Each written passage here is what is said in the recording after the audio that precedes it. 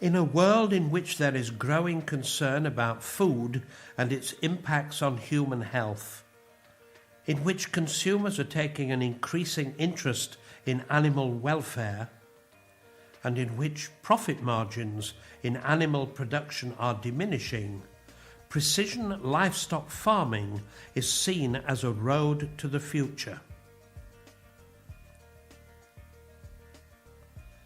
The European Union recognised this and initiated the BrightAnimal project to examine the whole topic in relation to specific sectors.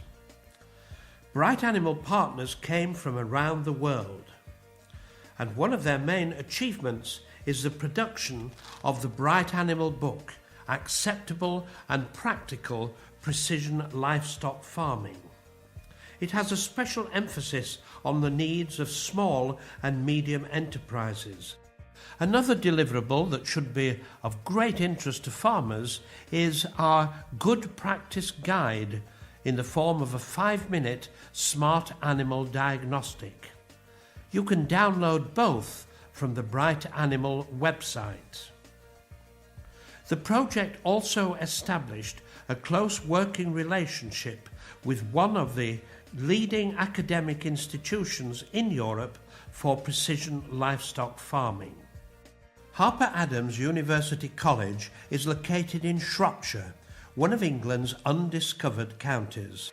It was opened as an agricultural college in the 1890s and has grown progressively from 300 students in the 1970s to more than 2,000 today.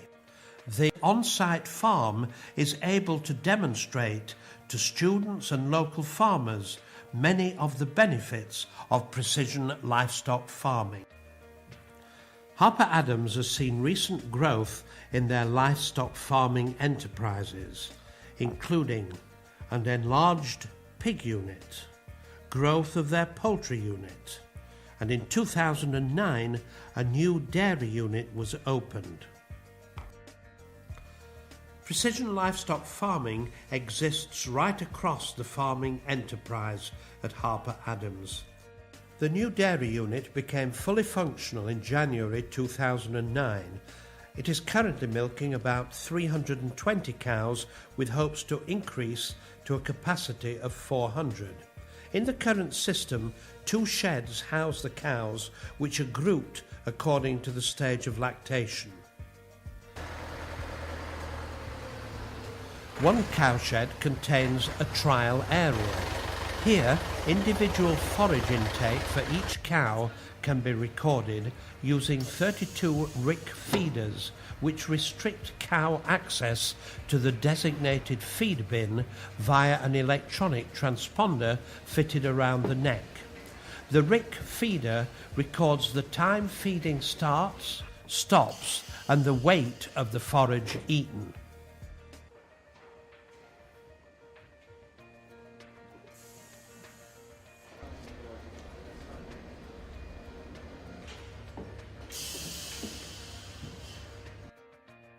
Now we will introduce you to the use of precision livestock farming inside the milking parlour.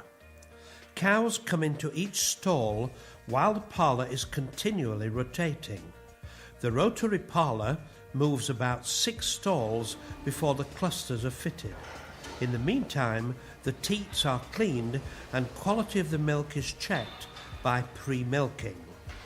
A pedometer worn by each cow is used for transmitting information on that specific cow to the software system.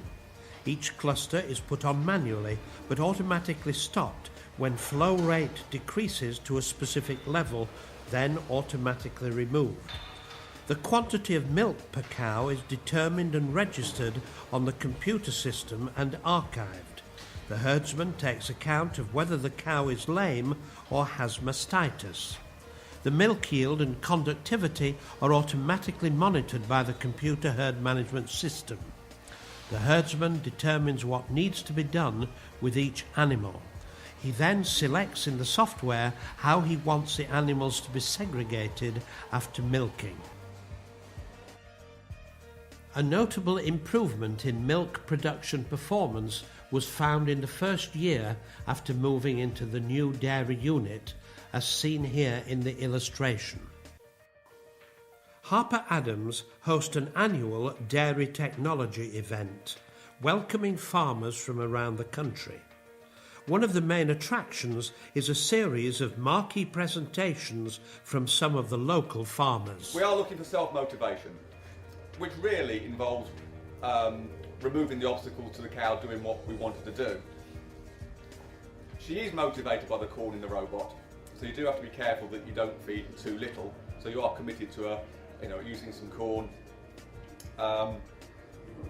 and whether they actually go because they realise that going in there relieves the pressure on the udder, and whether that actually makes them feel better, I don't know. I tend to think it's probably a bit of both, but they do go in by themselves, and many of my friends with bigger parlours have electrified backing gates to force those cows into the parlour, and I'm thinking, well, what's that telling us about the cows when we're thinking about cow signals, which perhaps other people might talk about today?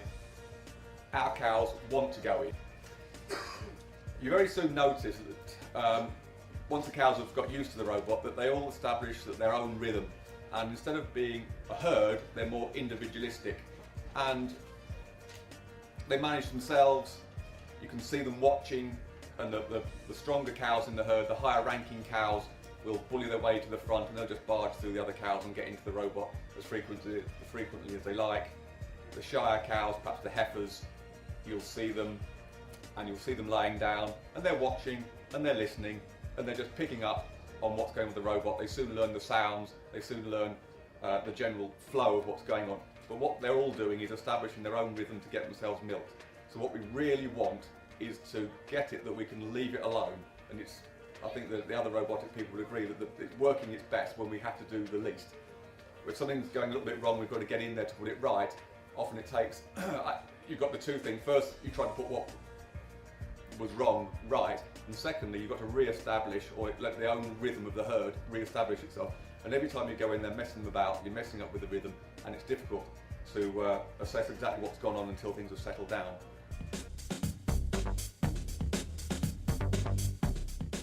The experiment I'm running this year is looking at how different herbage allowances influence dairy cow preference to be indoors or at pasture. In addition to looking at whether cows prefer to be indoors or at pasture, we're also trying to determine how important being at pasture is to these animals. It may be that they prefer being at pasture over being indoors, but we aren't sure how strong this preference is. The way we would determine this is by using what's called consumer demand theory. We basically put a price on gaining access to pasture and see if the cows are willing to pay this price. In this case, the price is having to walk different distances to gain access to pasture. So again, on a measurement week, the two groups can either choose between being indoors or at high or low herbage. But on the first week, these options will be available at 35 meters, which is the closest possible distance off the track. And on the second week, they will have to walk 265 meters, which is the furthest possible distance in this given area.